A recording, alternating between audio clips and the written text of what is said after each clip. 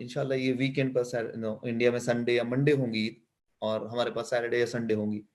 तो अब ये ईद का तो एक मतलब साल में एक ही बड़ा होता है, दो होते हैं, दो ईद है, इसमें से ये ईद ज्यादा हम उससे मनाते हैं क्योंकि रमजान का महीना खत्म होता है। जी तो ईद से रिलेटेड मतलब क्या इसकी वो रहेंगी मतलब मुस्लिम्स के लिए कि what we should follow for the Eid? खुतबा जरूरी रहेगा देखिए, रहेगा? ये बहुत सारे लोग जो जूम पे खुतबा सुन रहे हैं, जैसे हमारे पास चल रहा है कि आप जूम पे खुतबा सुन ले रहे हैं और फिर आप पढ़ रहे हैं, मतलब खुतबा जरूरी है नहीं है, या एक सिंपल वर्ड में कि किस तरह से हम फॉलो करें ईद इस बार? देखिए इस बार ईद के लिए आप जो कर सकते हैं वो ये है कि अनस बिन मालिक रजी अल्लाह अन्हु के ताल्लुक से एक आसार मिलता है, मतलब एक हिस्टोरिकल एक रिवायत मिलती है उनके अमल के ताल्लुक से कि उन्होंने एक बार, उनका घर जो है बस्ती से दूर था, तो उन्होंने अपने घर वालों को जमा किया और ईद की नमाज खुद पढ़ाई, और पूरे घर वाले जमा हुए और खुद नमाज पढ़ाई। और यहाँ खुतबे का जिक्र नहीं, तो इससे उलमा लिखते हैं कि जब ईद की नमाज अकेली पढ़ी जाए तो खुतबा नहीं दिया जाएगा। तो ये एक आसार सहाबी से हमें मिलता है कि ऐसी हालत में जब इंसान मजबूर कर दिया जाए, शहर से बाहर रहता हो, अकेला रहता हो, और घर की अफराद अगर नमाज पढ़ते हैं, तो वहाँ नमाज पढ़ी जाएंगी बाजमात, मतलब घर में अगर जेंट्स है, लेडीज है, सब पढ़ सकते हैं बाजमात, और ईद का खुतबा लेकिन नहीं होगा। तो अगर ऐसा लोग कर रहे हैं, जहाँ लोग सिर्फ मैं घर में हूँ, मेरे वाइफ और बच्चे हैं, तो अगर हम ही पढ़ रहे हैं, तो मैं इमाम बनूंगा, नमाज पढ़ाऊंगा, मेरे बच्चे और बीवी मेरे साथ नमाज पढ़ेंगे, और उसके बाद जो है खुतबा नहीं होगा ईद का। और ईद की नमाज वैसी पढ़ी जाएंगी, तैयारी सेम होंगी। आप अगर मैस पानी अवेलेबल है तो आप गुस्ल लेंगे, उसके बाद आप सल्लल्लाहु अलैहि वसल्लम पहले खजूर खाकर जाया करते थे ईद के अंदर, और बकरीद में आकर खाते थे, तो आप 1 खजूर या 3 खजूर खाकर जाएंगे, जो सबसे अच्छे कपड़े आपके पास पहनेंगे, और घर के अंदर ही आप जहाँ नमाज पढ़ना चाहते हैं वहाँ जमा होंगे।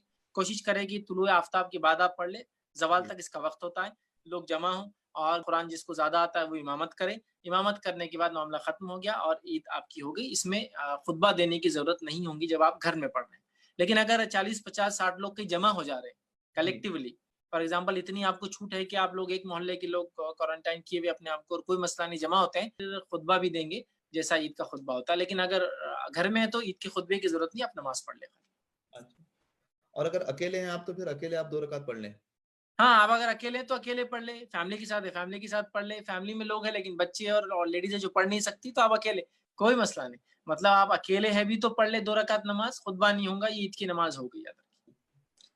ठीक है। अब इसमें जो जो लोग अभी क्वारंटाइन सेंटर्स में हैं इंडिया में या कहीं बाहर, जैसा बहुत सारे औरंगाबाद में भी जो रेड जोन है, तो बहुत सारे जो मुस्लिम्स हैं वो अभी क्वारंटाइन सेंटर्स में है। हो सकता है खुदा ना खास्ता उस वक्त तक वो अंदर ही रहें, या तो हॉस्टल में रहें या तो हॉस्पिटल में रहें, तो उनके लिए क्या चीजें जो है वो होगी, एप्लीकेबल होगी?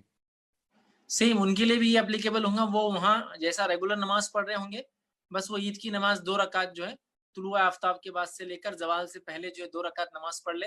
और चूंकि वो हो सकता है अलग अलग एरियो में होंगे, मतलब एक रूम में हो सकता है 1 आदमी या 2 आदमी होंगे, अगर वो दोनों ही मुस्लिम है तो फिर वो दोनों अगर एक साथ पढ़ रहे हैं आम नमाज है, तो ये नमाज ही बहरहाल पढ़ ले।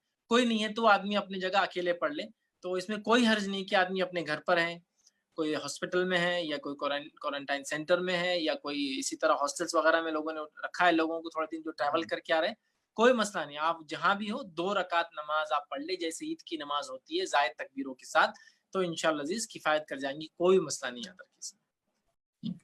एक आखिरी क्वेश्चन था जिसमें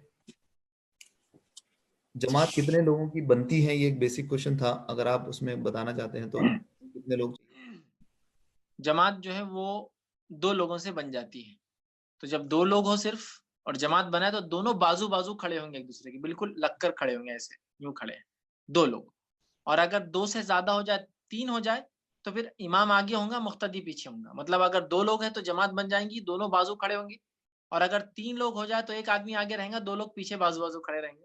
तो जमात के लिए 2 लोग चाहिए कम से कम, याद रखिए। और एक मैं जो जमात का बोल रहा था उसमें एक चीज ऐड कर दूं, अगर लेडीज और जेंट्स और जमात बनाना चाहते हैं, मतलब हस्बैंड एंड वाइफ जमात बनाना चाहते हैं, जी। तो फिर बाजू खड़े नहीं होंगे, याद रखिए। जी। मर्द और औरत बाजू खड़े के नमाज नहीं पढ़ सकते चाहे महरम क्यों ना हो। तो अगर हस्बैंड एंड वाइफ जमात बना रहे हैं तो हस्बैंड आगे होगा और वाइफ अकेले पीछे खड़े रहेंगी, ये उनकी जमात होंगी, याद रखिए। लेकिन अगर 2 मेल है तो बाजू खड़े होंगे, 3 हो जाए तो इमाम आगे और 2 पीछे, और अगर उसमें लेडीज भी हो तो पहले इमाम, फिर जेंट्स, फिर बच्चे, फिर लेडीज, ये होती है सबका तरीका। तो इमाम, जेंट्स, बच्चे और फिर लेडीज होती है, याद रखिए।